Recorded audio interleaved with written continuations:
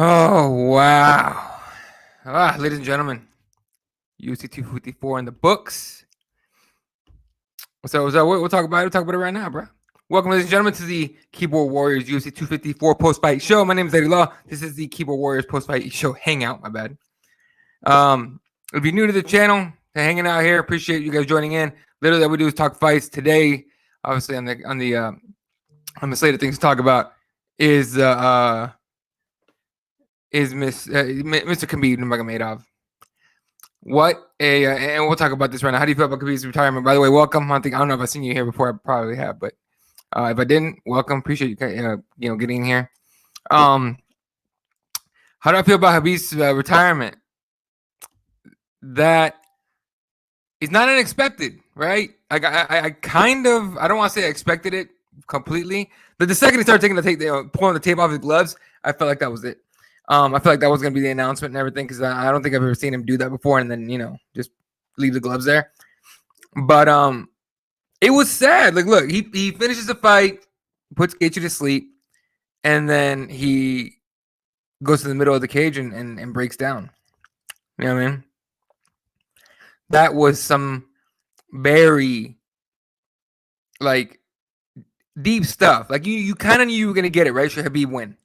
I don't know what he would have done had he lost. I mean, I'm sure he would have retired anyway, but had he lost, I don't know if he would have, gone to the middle of the cage like that or whatever. But to go to the middle of the octagon like that and burst into tears like we've never seen him do before, that was very, like, I feel like that's how it should end. You know what I mean? Like, it shocked a lot of people. If you look on Twitter, because I was live tweeting over for Cage Side Press, you could see a lot of people were shocked by it. I can't believe he's going to do that. He's the best in the world. He's in his prime. All things are true, but sometimes there's things that are bigger than your career, that are bigger than money, that are bigger than your name, than your ego, than what you can do in a cage for somebody else. And for Khabib was his father. So, and he said it too. He goes, I can't come over here without my father. I can't be doing this without my father. So that's it. Khabib Nurmagomedov retires undefeated, retires as probably the best, pound for pound fighter in the UFC. Nobody really came close to beating him. I mean, everyone points at that Quinta fight, but he held his own for a while. How about that? We'll go with that. But overall, great fight with Justin Gaethje. Goes out, pretty damn dominant. Couple finishes. He tried for an armbar finish at the end of the first round. Then the second round, he went triangle from top to armbar, to threatening an armbar back to the triangle. Finishes the triangle. I think Gaethje tapped like 4 or 5 times. Ref didn't see it, and then he went to sleep. So good for Justin. Though Justin says the good thing about getting choked out is that you don't get any permanent damage, which is not completely true, but not completely wrong either. So there's been studies about people getting choked out, getting a little bit of damage of some sort. Hang on a second. Sorry, getting text from people about the fight. All right. Let's talk about the entire card here. Overall, it's a fun card. Quite a few finishes, to be honest with you. And a couple unexpected finishes, of course. Not unexpected, just, you were kind of hoping for something bigger. But overall, the card was solid. All right.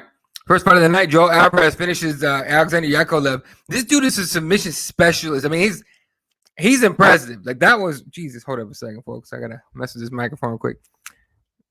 I got this brand new microphone, and I'm trying to figure the audio out. So what I don't like is that it takes, I got to figure out a way to put my computer a little higher because of this microphone. But anyway,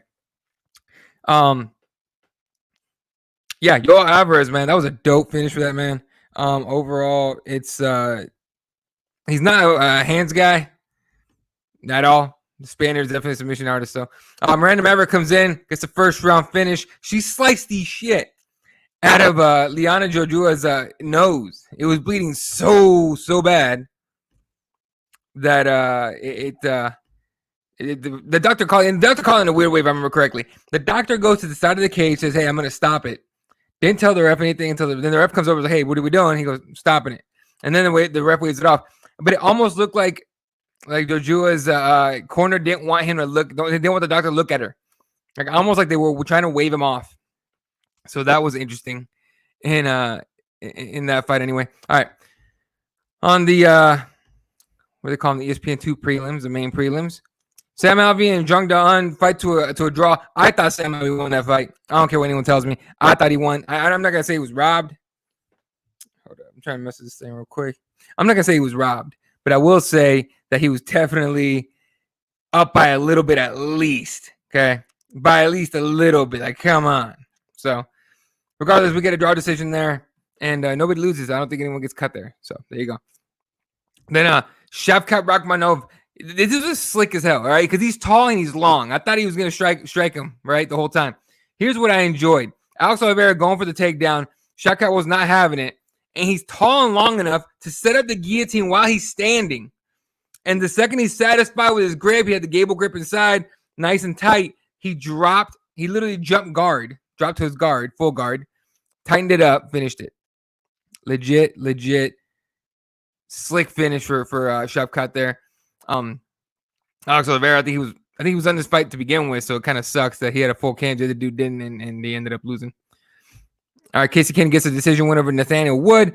A lot of people I saw on Twitter were complaining about the commentary that they were all just talking about Casey Kenny this and that. Nathaniel Wood held his own. He really did. I almost think that Casey Kenny won the fight off of takedowns. And there was a 30-27 in there, I think, and I don't agree with the scoring, but the right guy probably won.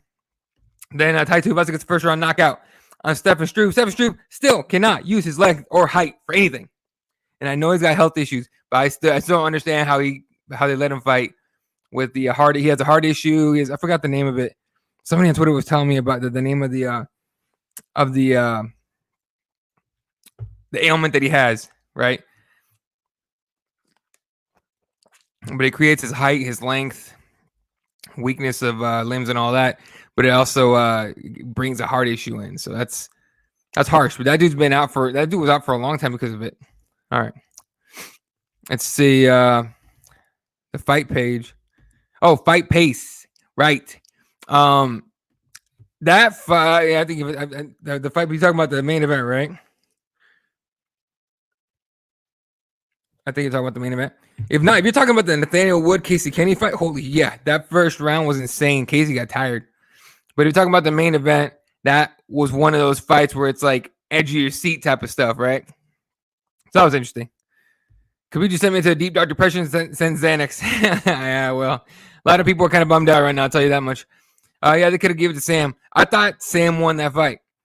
I legit thought Sam won that fight, straight up. So I'm kind of bummed out that he doesn't get the win that I think he deserves. Let me see if I can turn this. You guys let me know if the audio sucks if I turn this microphone like this, but I can't. I hate having it right in my face or in front of my face like that. But I thought Sam held his own. I thought Sam won the fight. Woods definitely held his own. And I know that we're talking about, because I know you said, yeah, held his own. I always thought Khabib's fight pace, yeah, absolutely, way fast. Not to mention, like I would almost call it maddening, right? And I agree with this. Khabib was fighting like he left the stove on. Dude, it was like a maddening pace. Like he wanted this. I just wanted this over with. So he went in because he just wanted this fight over with. He looked pissed off. He couldn't finish the armbar in the first round. Credit to get you for defending as good as did, but I thought for sure he's gonna finish the armbar, and then when he didn't, like he came out in the second round, he came out just like you said, stove on. So it was a maddening pace, just trying to finish it. Like there was.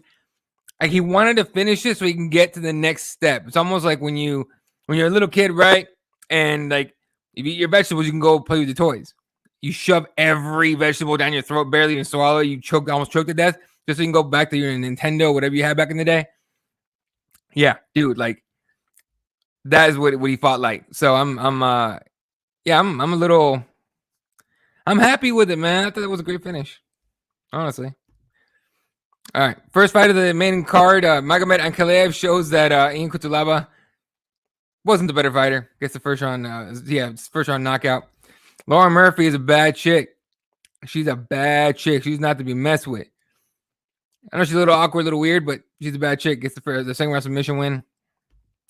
Phil Hawes makes a statement in 18 seconds, lands, and I think it was like behind the head ish. I think it was the right hand to the back of the head, like near the back right here. Puts him on skates and then knocks him the hell out with the left hand and then jumps on top of him. Phil Hawes is dope. That is fun. Keep giving him strikers before you give him a wrestler. Someone that's gonna try and take him down constantly. That being said, he came out on fire. Alexander Volkov gets a second round knockout with a nice little kick to the body. Not sure if it was the liver or if it was like a busted rib or whatever did it, but he finished Walt Harris, dropped him, finished on top of him, takes him out. Big win for Alexander Volkov. I'd say another big win at heavyweight, depending on what the picture looks like. He could end up fighting for a belt next year. Mid next year to late, depending on who he fights next and what happens with the title picture. All right, co-main event.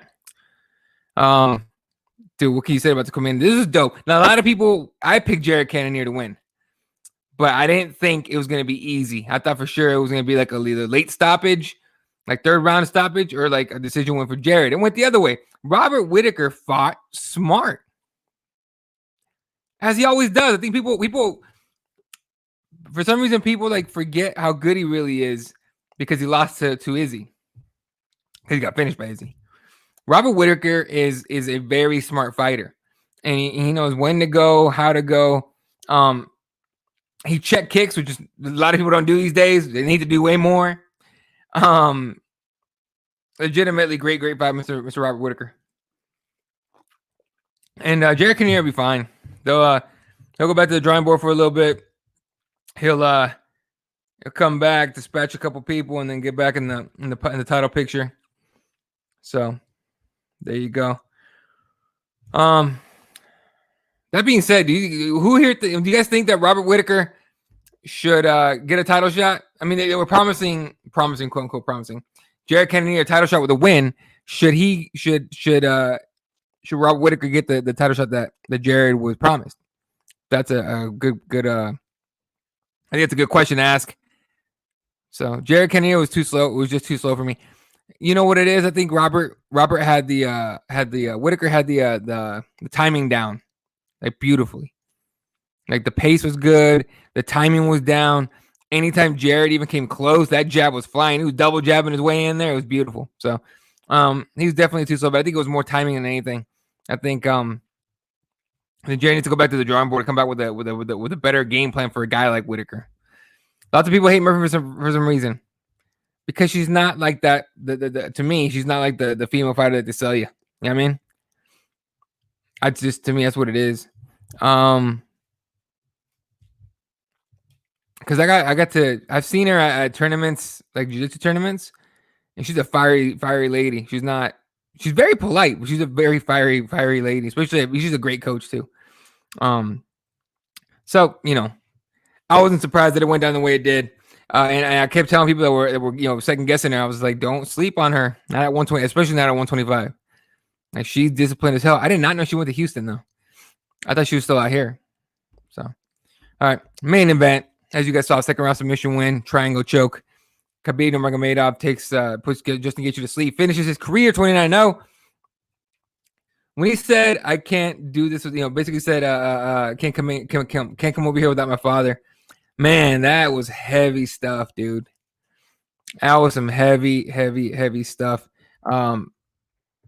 Just from the way he said that, you can tell, you can see, you can see and hear in his words and the way he spoke the impact his father made on him or left on him. And it's and I wonder what exactly like he's gonna do next.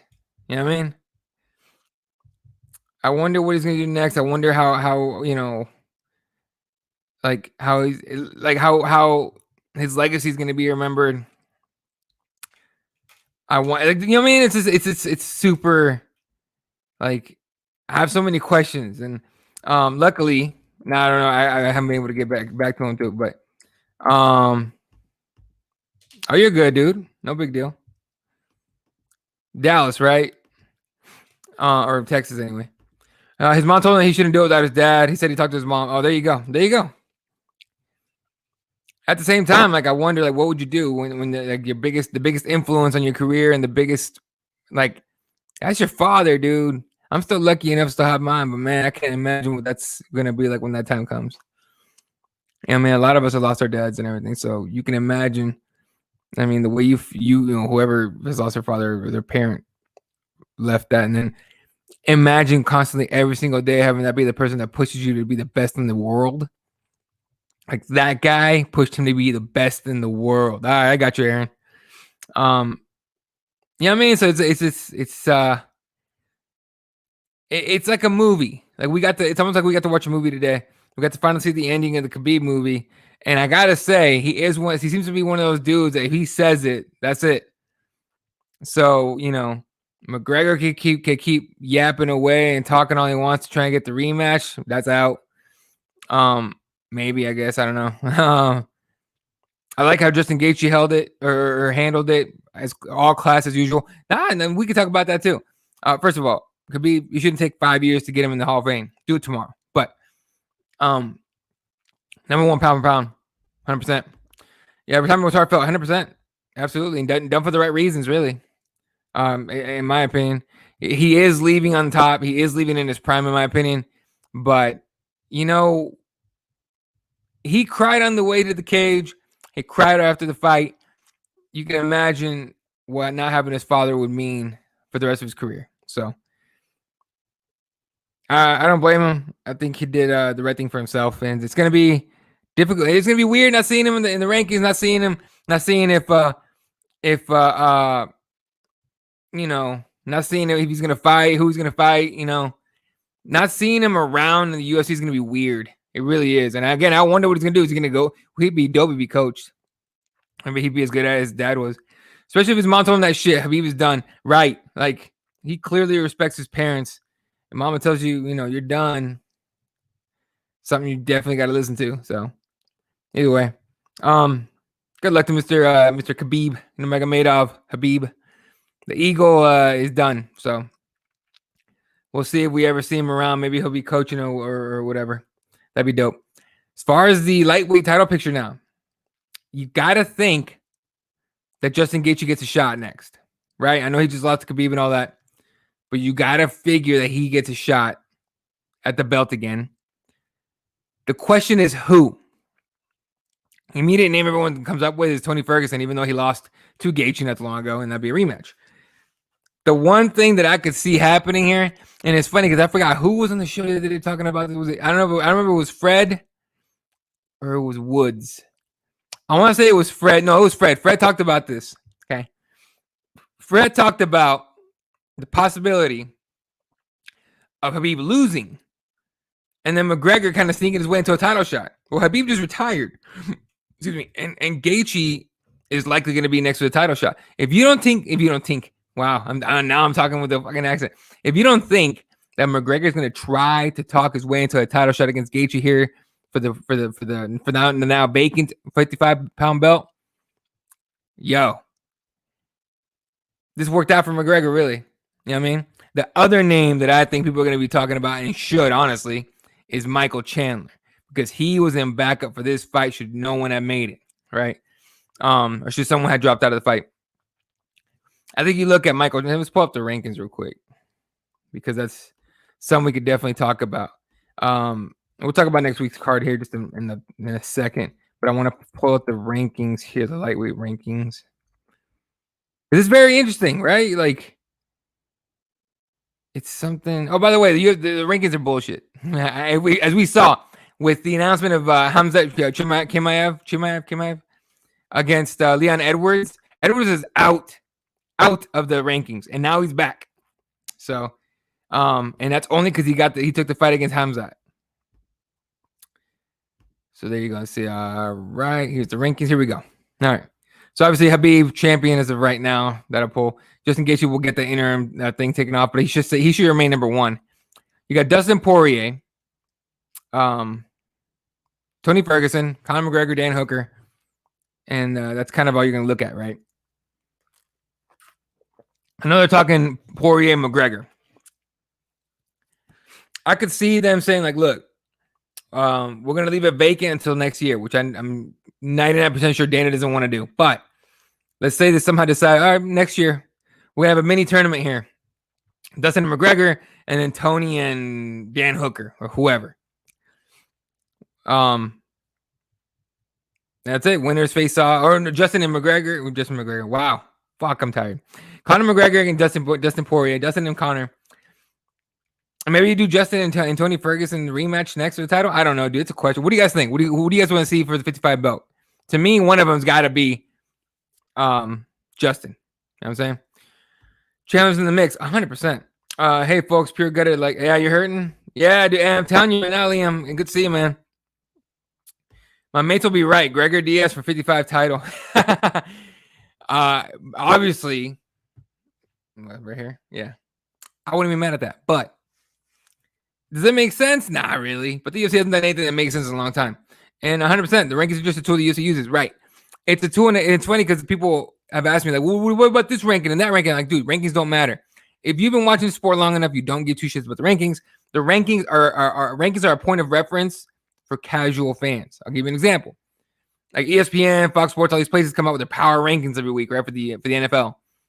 That's it. Like let's say if you haven't watched the NFL in a minute, you're one of those people that have been fake boycotting it, or maybe not fake boycotts, but actually boycotting it, and you want to get back into it. You go online. Well, let's see who's good. Look at the power rankings. Oh, so and so's good. So and so's good. They're ranked up high. All right, cool. It's just a point of reference. It doesn't really matter. Ooh, I don't think Conor wants to go back to 55. I think he does. I don't think he needs to be fucking around at 170, dude. Can you imagine Conor McGregor against Kamaru Usman? How Kamaru would just look, Conor could talk all the shit he wants to, like, oh, he just goes straight for the joke. He wants the joke sniff. Like, and by the way, my Irish accent is terrible, clearly. But he wants a jock sniff and all that shit. Usman, okay, well, yeah, okay, man. Stop that jock sniffing then, bro. What can you do? What are you gonna do? Nothing. You do nothing. So there you go. Everyone likes undeserved title shots at this point. So now you know what? Now that I think about it, you let Dustin and McGregor fight, and then you do Justin Gaethje, Michael Chandler, and then winner of the McGregor Poirier fight gets the whoever the champ is at that point for the belt. And there you go. I don't think Conor has any problem going back to 55. I think he could use that as a hang-up, maybe. Look, if you're right, he doesn't want to go back to 55. Oh, come on. You can call Conor a lot of things, but lazy? He definitely don't want to cut to 45. I'll go with you on that one. But I wouldn't call Conor McGregor lazy. That dude clearly put in work. But I'll say he probably prefers to not cut weight. I'm with you there. Like, it's funny. People think I'm an Nate Diaz fan that I'm a Conor hater. Nah, not at all. No, I enjoy watching Conor fight. I don't care for his talk, because if it's funny, I'll listen to him. But other than that, right. So Conor wants to fight Dustin at 170. Totally agree. The problem is that fight has 0 grounds or 0 effect or anything like that at 55. Now, it's happened before. I think he did it before. He did a heavier weight and then fought for the belt at the weight. I think he was him. I can't remember. Somebody did. I remember seeing a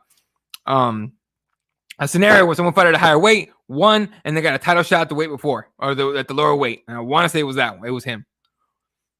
Why not do it again? Well, because Dana said, nah, dude. You want a 55 shot, you got to win a 55 fight. So I just think Conor may let himself get big, right? For the Diaz fights. So, and he fought Cowboy 72, I want to say. So, I mean, yeah. I think he'll get the weight. I think we'll get. I think Conor or just all right, fine, fight Dustin at 155. Should he win that fight, he gets the title shot. I honestly think had he gotten that rematch against Khabib, a lot of people are like, well, no, Conor would have had a shot. I honestly still think he wouldn't. I think Khabib might maul him even harder. You know what I mean? And finish him earlier. So and again, not a Conor hater. Just I know what I'm watching. I just think Conor would get finished a lot sooner. So I think Khabib going away might be the best thing that happened to Conor in a long time. Because he's a one fight away from the title shot, and it's not like he you can argue again. We already lost to the champion. Well, no, because he hasn't fought the champion, depending on who it is. Now, Michael Chandler, Conor McGregor would be interesting, but I think if you ask me who's going to win between Justin and Michael Chandler, I think Justin Gaethje wins that fight. But we'll see if that even happens. Let's see. I'm trying to see what's going on with. Oh shit! People were talking about Tony. How they don't want him to fight. Yeah, man. CT's a motherfucker. I'll tell you that much. Let's see. Oh, I'm getting tagged on giveaways. All right. No, I'm just looking at Twitter real quick, trying to see what everyone's putting. Here's somebody's prediction: Poirier versus Conor for the belt. I'm out. This dude says Poirier and Conor for the belt. Gaethje's a guaranteed winner. Ferguson versus Chandler. You're wrong as fuck. No, it's Gaethje versus Chandler for the belt. Dustin versus McGregor gets the winner. Tony Ferguson has to continue to get better, figure himself out, because that's just getting, crazy with the CTE and all that. I gotta probably gonna go this for a few more minutes, since it seems like everyone kind of like took off to do whatever. By the way, these early cards are dope because you can go to do shit the rest of your day. I gotta go pick up some meat, hit on the grill. We're grilling today, folks. It's gonna be dope. Let me see if I can get the real quick, get the bonuses for you guys. I'm sure by now they must have announced them. Let's see. Here it is. Oh wow, Habib's one of them. Let me see. All right. Bonuses are as follows. Nurmagomedov earned one of Saturday's $50,000 performance of the night bonuses with his triangle choke submission of Justin Gaethje. So he gets a bonus in his last fight. The other performance of the night bonus went to light heavyweight Magomed Ankalaev for his win over Ian Kutulaba. Bantamweights Casey Kinney and Nathaniel Wood won fight of the night for their close 3-round bout. Wow, nothing for Hawes? Nothing for Phil Hawes? I would have split that Casey Kinney and Nathaniel Wood fight of the night. Like, freaking one and given, or done an extra bonus. I don't know, but dude, I would have given, okay, and this is going to sound bad, but I would have given Hawes the bonus before I gave it to Magomed Ankalaev. Unless I missed it and Hawes missed weight, did something crazy. I think Hawes definitely deserved a bonus and he didn't get it. That's kind of, to me, that's kind of fucked. Have a good one, man. Carne asada, my friend, dude. Carne asada, and I'm gonna get some chicken, some pollo, grill it all nice. We're going straight up Mexican style tonight at my house. We're too new to get a bonus though. We've seen guys in their debuts get bonuses. Damn. Like, that dude deserved a bonus. Off that finish, that dude deserved a bonus. Come on now. Y'all see Screaming A. Smith misspell Nurmagomedov? You do this for a living, you dick, and you can't spell Nurmagomedov? Son of a bitch. Can't stand that dude. That's why I don't watch his shit. But they put it on the screen. That's part of what annoys me about the tweets on the screen during a fight. First of all, it's during a fight. Second, they put that jackass's tweets up. Like he even knows what he's talking about. The one thing that the Screaming A knows is basketball. Everything else he's terrible at. Terrible. Like, the only good thing about Screaming A is when he freaks the hell out and they put the little baby filter on it. But also when he shits on the Cowboys is always funny. And I only see those things on Twitter. I never watch his show. Fuck that. Those bonuses are political. You're probably right. I froze there. Can we get a bonus? Yes, he did. Hawes earned one, but he didn't get it. Yep. Hey, the winner of the week. What did you end up at, dude? I stopped looking. Because I was clearly out of it. I stopped looking. I was doing the live tweeting over at K-Side Press. I stopped looking during the main event, so I don't even know what we finished at. Let's see. Kalabib. Kalabib. I love that. All right, what did you get? Oh, you won by 50 points? Bro, did you get that one correct? No, there's no way. There you go. All right, well, you took out Raider. There you go. I wish it was me, but it's all good. Liam, the bonuses were Magomed Ankalaev, Khabib Nurmagomedov, and then Casey Kenny and Nathaniel Wood for fight of the night. But again, I think Hawes deserves something. Shit. Oh, we have a McGregor tweet Let's put that on the screen. Why not? Let's just jump on the bandwagon of people fucking talking about it. Oh, how nice. Good performance there. Good performance at Team Habib. I will carry on. Respect and condolences on your father again, also to you and your family. Yours sincerely, the McGregors. Look, you got to hand it to him. He at least gave him a nice little respectful. This guy, respectful message. Jesus Christ. McGregor fans are like, I don't want to say the worst. I'm sure there's somebody worse out there. But McGregor fans are hard, like they're hard to take serious sometimes, man. Mind you, I enjoy fucking with them. I enjoy hanging out with or talking with McGregor fans because they're very passionate people, and they know their McGregor trivia, stats, whatever you want to call it, history. But as far as everything else, I'm like, nah. I remember one time one of them was telling me completely sober in Vegas. He was like, McGregor can beat anybody in the entire UFC. And I go, hey, John Jones. Oh yeah, he beat John Jones. Timing beats speed, and whatever we get with that line that Connor gives everybody. I'm like, yeah, okay, word. Yeah, okay, all right. But it's just like, come on, dog. But they're fun. At least Conor McGregor's fans are fun. When they're not fun is when they take things way too serious and they get pissed. Like if I tweet anything that even remotely even seems maybe possibly a tiny bit negative on McGregor, shit.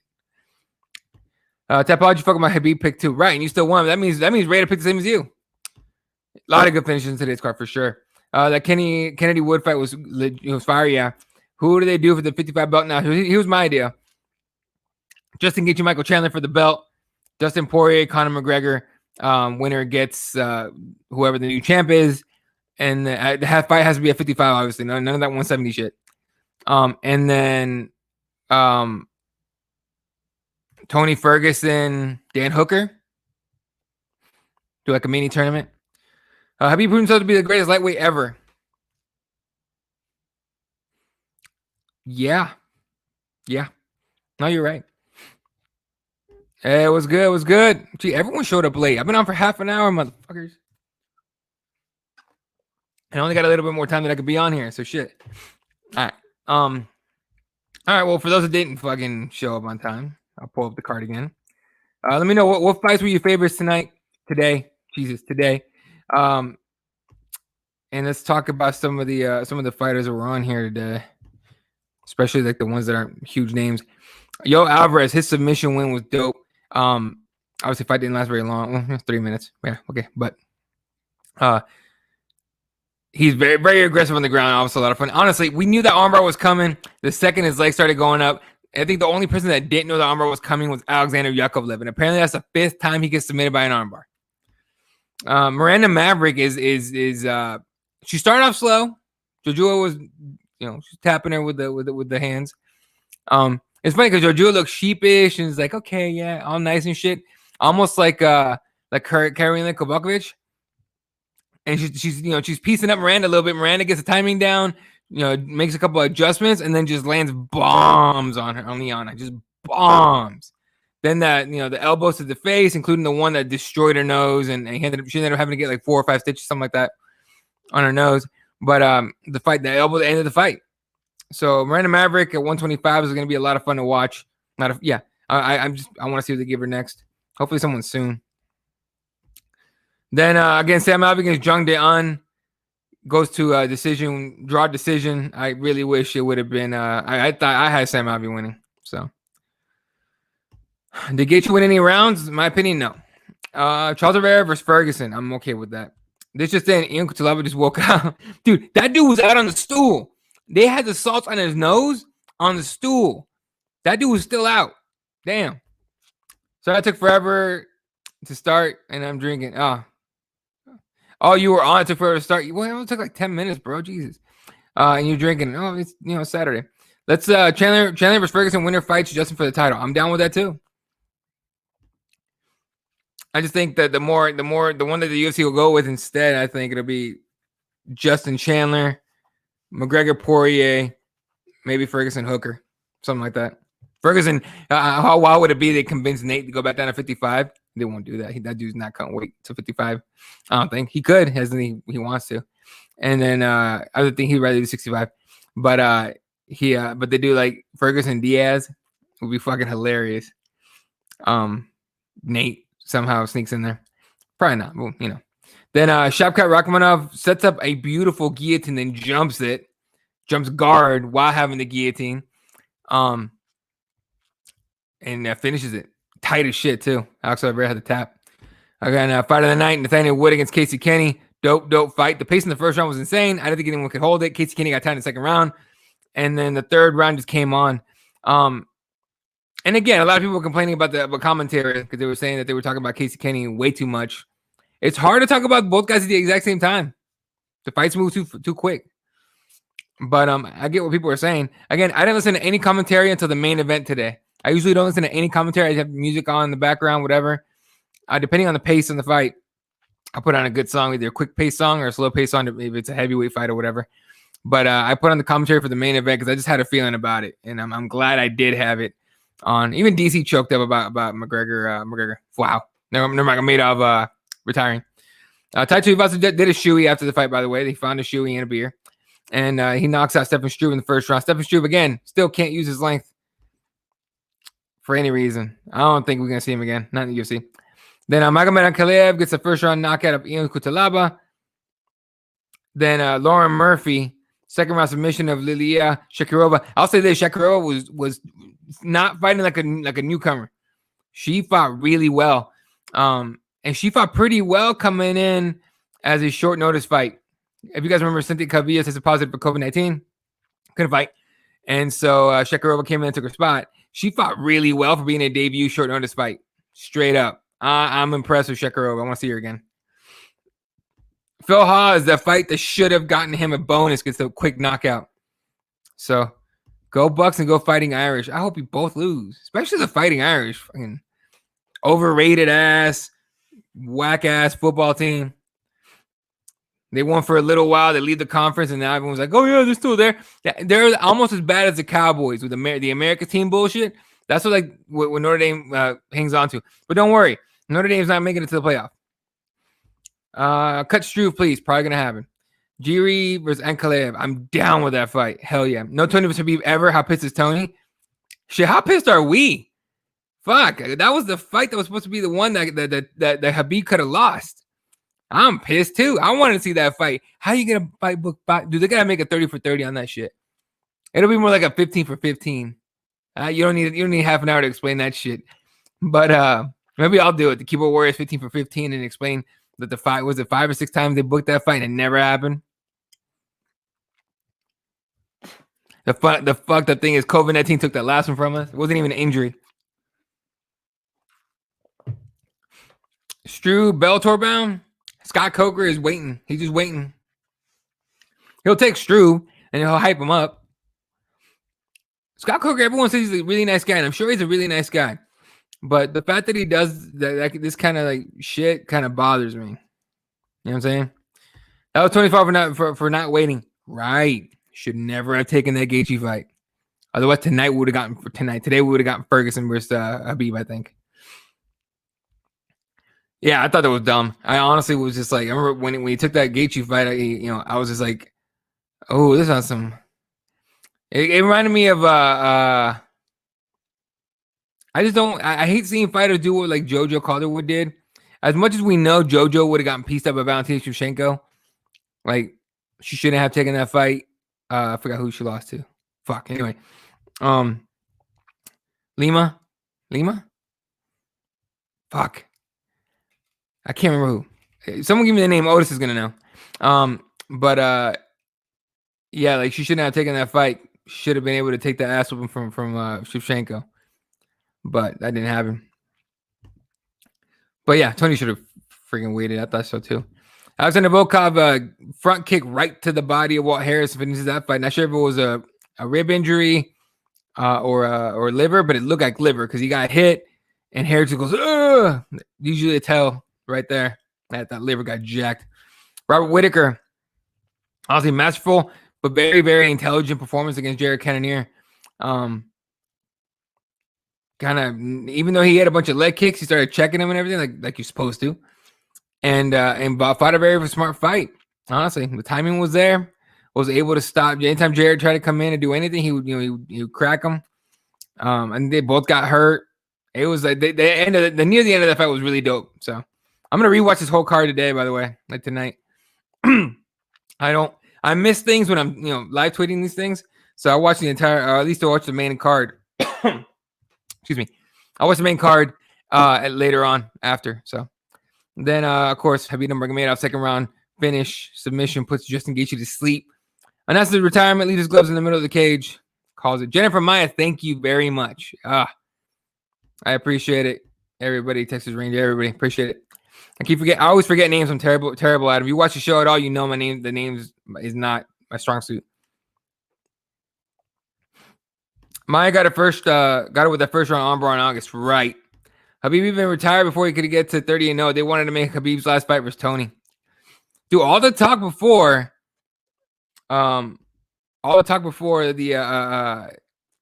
this fight was that Khabib wanted to fight GSP after Gaethje. And again, fighters do this all the time when they're going to retire. They're not going to tell you that because they're definitely not telling their opponent that, but they're not going to tell us that, right? And unless you're like to the point where you're like what do you call it? Like a DC or Anderson Silva coming up against Uriah Hall. Yeah, it's just they're not going to tell you that. But his talk was all, "Hey, I'm going to fight." What the hell? Okay, I'm going to fight. Hold up. Okay, keep getting texts and shit. My bad, guys. I'm going to fight GSP after this, or I only want to fight GSP. Or maybe that's why he said that, because he knows GSP ain't coming back. Maybe he got in the horn with GSP and he was like, "Hey, man, I'm going to say I want to fight you, but you don't want to fight, dude." He goes, "No, not really." All right, cool. I'm going to say I want to fight you to stop asking me this shit. All right. I got 2 minutes left, guys. Whatever you guys want to bring it up. Let's talk about it. I'm going to bring up next week's card while y'all figure out what you want to talk about for the next couple minutes. Oh, next week's going to be dope. Anderson Silva versus Uriah Hall. There's a couple really good fights on this card. Let's just pop it up on the screen for you. And we'll talk about it real quick. Otis says 2 takedowns for Khabib. That mounted triangle was a nice setup. It was a mounted triangle. He gets it in there. Then he rolls to his he rolls to his back.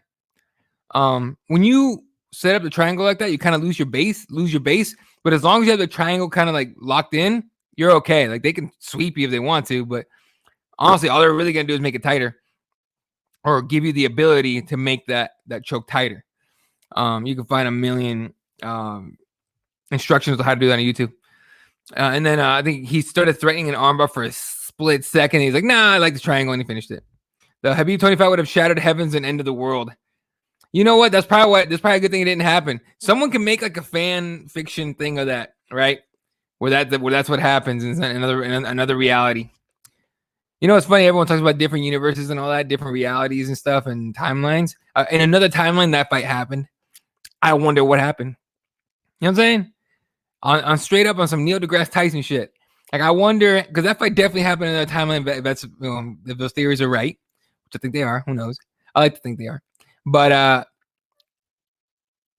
that fight happened some timeline, right? I want to know who won. I wish we could just get that information. Silva was hauled next weekend, right? We'll talk about that right now. I wonder if in the future we can go back in the past and set up Khabib versus Tony. We tried it 5 times, dude. I feel like that's just a fight that would have just like God said would have ended the world. All right. Next week's card is talking the prelims real quick. Let's just talk about names that you recognize. Kevin Natividad's back. There you go. Against Miles John. Courtney Casey, local. Apparently ain't fighting nobody. I'm sure I knew who she was fighting. Just can't remember. Or even the fight isn't even on anymore. Justin Ledette's on here. Jack Marshman's still fighting. Sean Strickland. There you go. Adrian Yanez. I remember seeing him. I think he was an exciting one that I was thinking about. Aaron Phillips and then Chris Gruetzemacher against Alexander Hernandez. Alexander Hernandez is back. That angry ass dude. All right. Bobby Green against Diego Moises. Bobby Green, a chance to go 3 to have a 3 in a row. See what happens. Mo Green taking on Greg Hardy. Is somebody finally going to knock that dude the fuck out? That's the only reason anyone watches at this point. Kevin Holland coming off a huge win, taking on Mahmoud Muradov. It's gonna be dope. Andre Fili, this is the first super exciting fight of the night. Andre Fili against Bryce Mitchell. Bryce Mitchell gets his camo shorts. He had the crazy, I think it was a car dealership commercial that even Dana White put out there. It was like a very honest one. He's like, we don't have the, it's like, saying we have the best deals. And then they whispers, the manager whispers in his ears. He goes, we have a pretty good deal. It's like, damn. And then, of course, Anderson Silva's retirement fight. He said it. It's over after this one, taking on Uriah Hall. The guy we thought was going to be the next Anderson Silva. Taking on Anderson Silva. Kevin Holland's improved quite a bit, man. It's kind of crazy how fast he improved. And very under the radar. No one's talking about Kevin Holland for any reason. So, all right, guys. That's going to do it for me. Oh, excuse me. I'm out of time. I got to go get some meat, prep it, and grill it. So, appreciate all of you tuning in. Hope you guys enjoyed UFC 254. I ended up doing all the live tweeting over at Cage Press from 8 a.m. onto the fights ended, and then I jump on here. So, appreciate you guys. Be back on Wednesday for Keyboard Warriors Live, or sooner if possible. What else is there? Yeah, it's kind of it. So, keyboardwarriorsmma.com for all the shows on YouTube, and of course, you can go to any of our, or you can go to my bio at Elaw32 on Twitter, or Keyboard Warriors at Keyboard MMA. Go to the little link trees that we have on there, and you can find the audio versions and all that. Make sure you subscribe to the YouTube channel and the audio stuff if that's what you want. RepTheWarriors.com, SpiceBirds.com are the sponsors. Shout out to everyone. Otis, Unbroken, MMA Gods, Texas Ranger, Liam. Liam's been a minute, man. Hope you're doing well. Danny Rodriguez. I hope the Bucks and the Irish go completely defeated the rest of the way. Aaron was here. Mr. Aaron from Dallas. Josh Trum Gaming. Appreciate you. All right. Well, it's going to do it for me, ladies and gentlemen. Congratulations to Habib Nurmagomedov on retaining the title, but also on a great career and good luck in retirement. Happy retirement. Catch you guys on Wednesday. Good night.